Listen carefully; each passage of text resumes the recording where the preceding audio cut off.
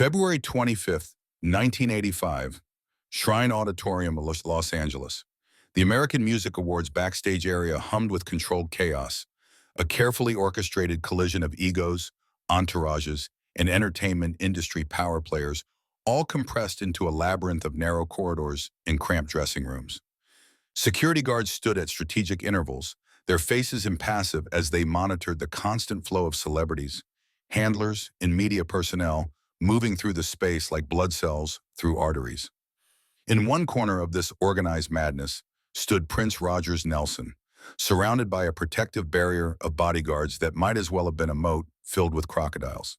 He wore a purple jacket so elaborate it bordered on architectural, all sharp angles, metallic embellishments, and fabric that seemed to shimmer with its own internal light source. His face was carefully neutral, revealing nothing of whatever thoughts moved behind those dark, unreadable eyes.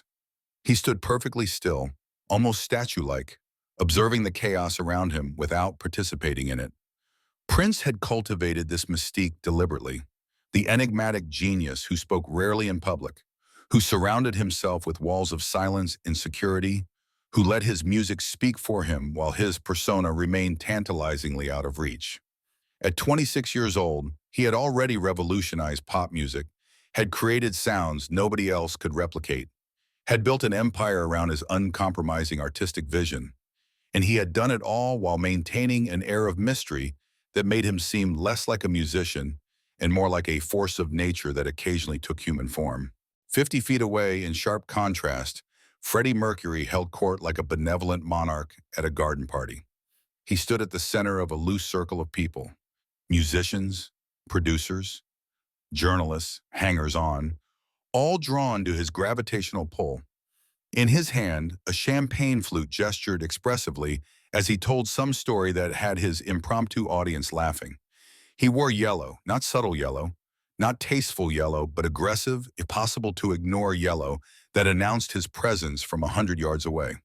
His trademark mustache framed a smile that seemed genuine rather than calculated, and his body language radiated openness in stark contrast to Prince's fortress-like isolation. They were, in every visible way, opposites. Prince the introvert, Prince the mysterious, Prince the untouchable, Freddie the extrovert, Freddie the flamboyant, Freddie the accessible. And yet, anyone with genuine understanding of artistry could see they were also fundamentally the same. Two men who had taken complete control of their creative destinies, who refused to compromise their visions for commercial considerations, who had transformed themselves into living works of art. Freddie's eyes drifted across the backstage area and landed on Prince's purple-clad figure. For a moment, he simply observed, his expression thoughtful. Then, with a kind of confidence that either came from supreme self-assurance or complete lack of self-awareness, Freddie excused himself from his admirers and began walking directly toward Prince's security perimeter. The bodyguards tensed immediately. Their body language shifted from passive observation to active defense, creating a physical wall between their charge and this approaching stranger in aggressive yellow. "Gentlemen," Freddie said cheerfully, raising his champagne flute in a gesture that was simultaneously friendly and slightly mocking. "I'm not here to cause trouble. I simply wanted to compliment Mr. Nelson on his absolutely magnificent jacket. That purple is extraordinary. Like wearing a sunset or a bruise, depending on how the light catches it." The bodyguards looked at each other, uncertain. This wasn't the usual approach from overeager fans or aggressive journalists. This was something else. From within the protective circle, Prince's voice emerged, quiet but clear. "Let him through." The human wall parted reluctantly, and Freddie stepped into Prince's personal space with the ease of someone who had never met a social situation he couldn't navigate. "Freddie Mercury," he introduced himself, extending his hand. "Though I suspect you knew that, given that we're both nominated in the same categories tonight, and have probably been avoiding eye contact all evening to maintain the fiction that we're not sizing each other up." Prince looked at the extended hand for a moment before shaking it briefly. His grip was firm but quick, releasing contact as soon as protocol allowed. "Your jacket is also noticeable," Prince replied, his tone neutral enough that it could be interpreted as either compliment or criticism. "Isn't it wonderful?" Freddie laughed, executing a small turn as if modeling the garment. I believe that if one is going to exist, one should exist loudly. Subtlety is for people who aren't certain they deserve attention. Prince's expression didn't change, but something flickered in his eyes. Interest, perhaps, or recognition. You wanted to compliment my jacket, Prince said. It was a statement, not a question, and carried the implicit message that the compliment had been delivered and the interaction could now conclude. But Freddie Mercury didn't take hints. Or perhaps he took them and deliberately ignored them.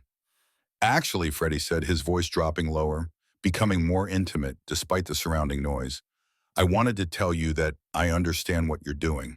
The purple, the mystery, the walls of security guards, the carefully cultivated persona. I understand it because I do the same thing, just with different tools. Prince's stillness became somehow more pronounced. He was listening now, truly listening. People look at us, Freddie continued, gesturing vaguely to indicate both their elaborate outfits, and they think we're just costumes. Just theatrical nonsense designed to distract from whatever inadequacies lie beneath. They think the flamboyance is compensation. The mystery is marketing. The personas are masks hiding ordinary men who got lucky. Freddie took a sip of his champagne, his eyes never leaving Prince's face. But that's not it at all, is it? The costume isn't hiding who we are. The costume is who we are. Or rather, it's the only way we can safely show who we are. Because what lives inside us, the music, the vision, the absolute certainty that we have something unique to offer, that's too raw, too vulnerable, too honest to present without some kind of protection. For the first time since Freddie had entered his orbit, Prince's neutral expression cracked. His eyebrows raised slightly, his head tilted a fraction to the left. He was engaged. Tell me something, Prince said quietly. Do you ever feel like you're performing even when you're alone? Like you've built this persona so completely that you can't remember where the performance ends and the real person begins? Freddie's laugh was genuine but carried an undertone of something darker. Every single day, I wake up and I don't know if I'm Freddie Mercury or if I'm still that scared little boy from Zanzibar who was terrified nobody would want him. So I put on the costume, I adopt the persona, and I become Freddie Mercury because Freddie Mercury is someone people want, someone people love, someone who belongs. Prince nodded slowly, the movement almost imperceptible but significant. When I was a kid, Freddie continued, I was obsessed with Elvis Presley. Not just his music, but his image. The way he moved, the way he dressed, the way he commanded attention. I spent years trying to sing exactly like Elvis, trying to move exactly like Elvis, trying to be Elvis because I thought that's what success looked like. Freddie paused, remembering. But then one night I was alone in my room and I started making sounds that weren't Elvis, melodies that came from somewhere inside me, not from imitation. And I realized that my natural talent, whatever gift I was born with, it wasn't about copying someone else. It was about finding what made me different, what made me unique, and amplifying that until it became impossible to ignore. Prince's eyes had softened slightly, his defensive posture relaxing by increments. That's when I understood that the costume, the persona, the theatrical presentation, those weren't lies. They were the truth made visible. They were the external manifestation of something internal that was too big, too strange, too fundamentally other to present without translation. You wear yellow because it demands attention, Prince said. It wasn't a question. I wear yellow because I am attention, Freddie corrected gently. Just as you wear purple because you are mystery. We're not hiding behind our costumes. We're using them to show people who we really are in a language they can understand. Prince was quiet for a long moment, processing this. Then he spoke, his voice so low that Freddie had to lean closer to hear. Do you know what the hardest part is? The part nobody talks about? Freddie waited. It's that we're never allowed to be uncertain, Prince said. We've built these personas that are supremely confident, that know exactly who they are and what they want. And once you've done that, once you've convinced the world you're a genius, you can never admit that sometimes you don't know what you're doing, that sometimes you're just a frightened kid making it up as you go along, hoping nobody notices you're improvising. Freddie's expression softened with recognition and something approaching tenderness. I spent 3 years of my life, Freddie said quietly, trying to write a song that would prove I was a serious musician, not just a rock star. 3 years working on Bohemian Rhapsody, convinced that if I couldn't create something genuinely groundbreaking, then everything else I'd done was meaningless. And the entire time I was terrified, absolutely terrified that I'd finally found the limit of my talent, that I'd reach for something magnificent and come up empty. But you didn't, Prince observed. No, Freddie agreed, but that's not the point. The point is that the terror never goes away. The uncertainty never disappears. We just get better at hiding it behind purple jackets and yellow suits and carefully constructed mystiques. Prince smiled then, just barely, just enough for Freddie to see. It was like watching the sun break through clouds, sudden, brief, but transformative. People think we're rivals, Prince said.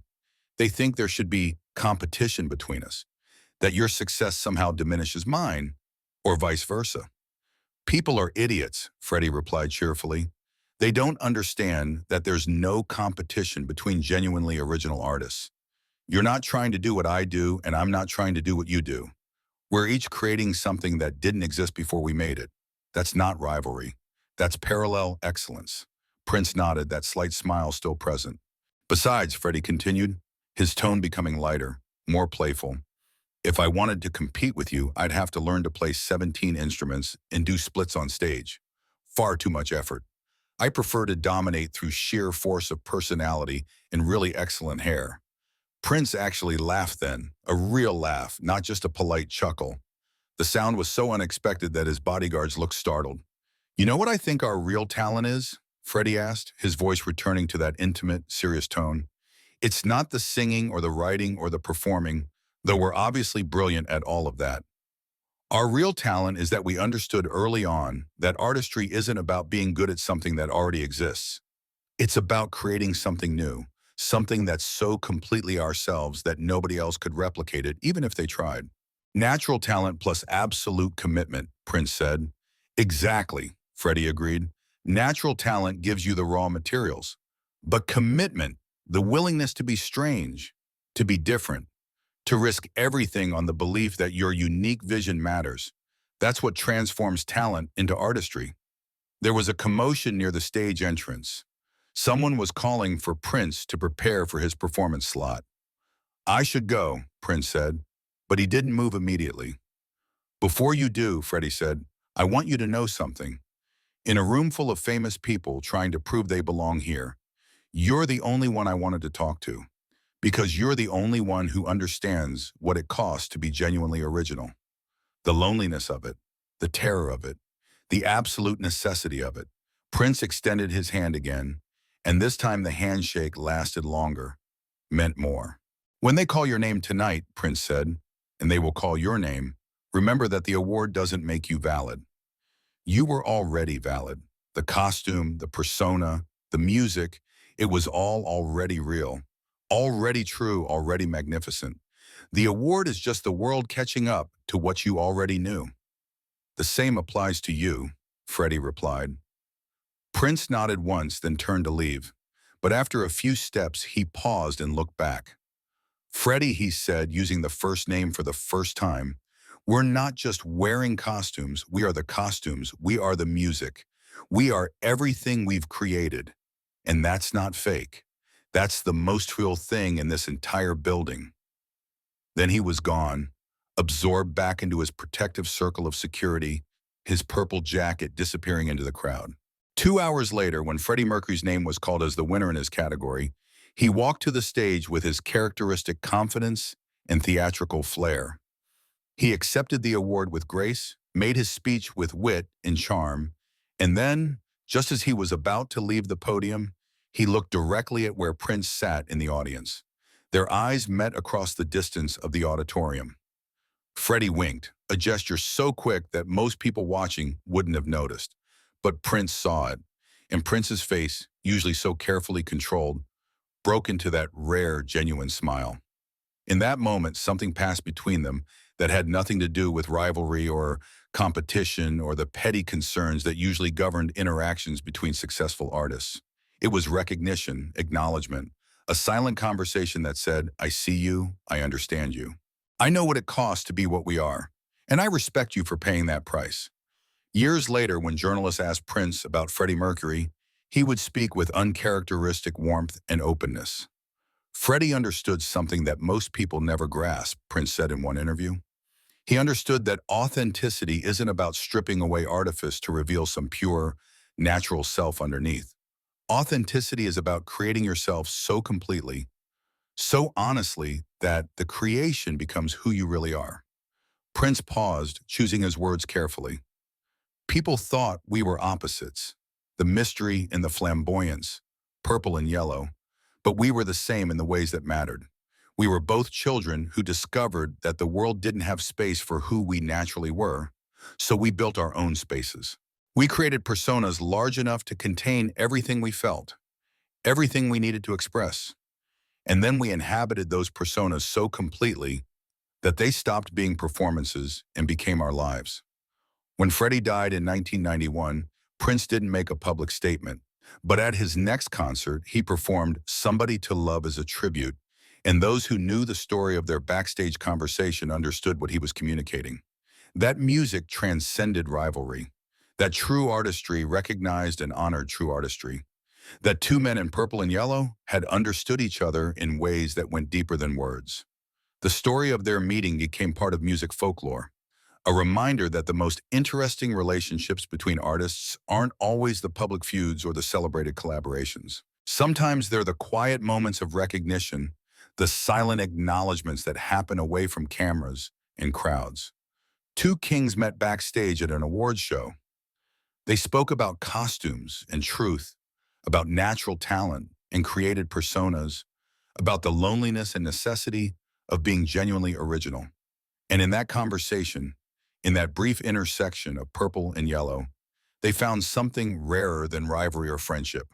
They found understanding. The costumes we wear aren't lies. They're the truths we've made visible. And sometimes, if we're very lucky, we meet someone else who understands that truth and recognizes our costume for what it really is. Not a disguise, but a revelation.